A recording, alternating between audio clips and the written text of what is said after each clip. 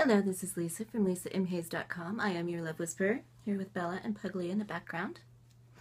Today I want to talk about how to stop fighting in a relationship. I've gotten a lot of email inquiries lately about cycles of fighting or bad periods of fighting, or just generally how to bring peace back into a loving relationship where fighting has really become the norm and not the exception.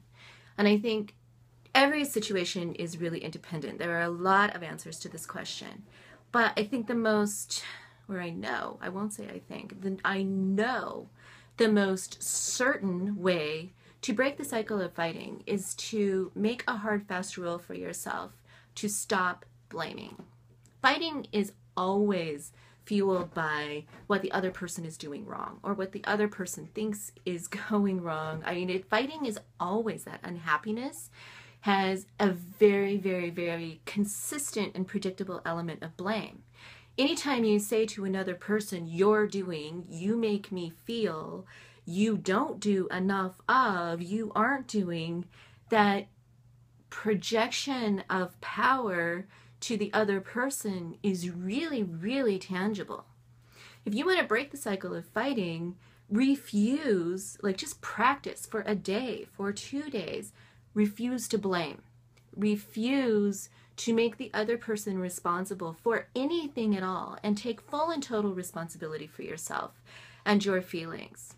That doesn't mean that the other person's behavior is always appropriate, but even when it is inappropriate, you're still responsible for how you interpret it, for putting up with it, for how you navigate around it.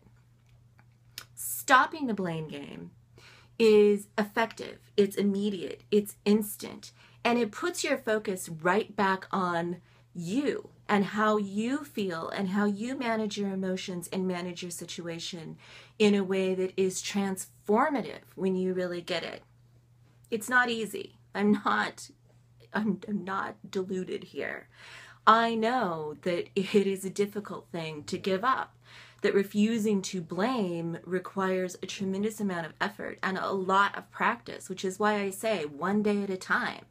But if today you want to stop the conflict in your relationship, you can do it by refusing to blame and possibly refusing to accept responsibility for somebody else's happiness. It's kind of a different topic.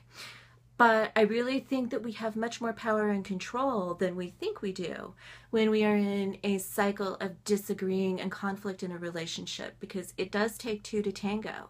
And if you're taking responsibility for yourself and your feelings and what you're living with, the conflict can't happen. So for today, and maybe just today only, practice with this concept. Refuse to blame someone else for how you feel or what's going on. Nothing is really happening to you. It's more like what you're doing to yourself or what you're allowing for yourself in your own life. And when you grasp that concept, you get all your power back. So the effort is worth it. So thank you for watching. Bella Bear in the background, Mr. Pugly and I. We thank you for joining us.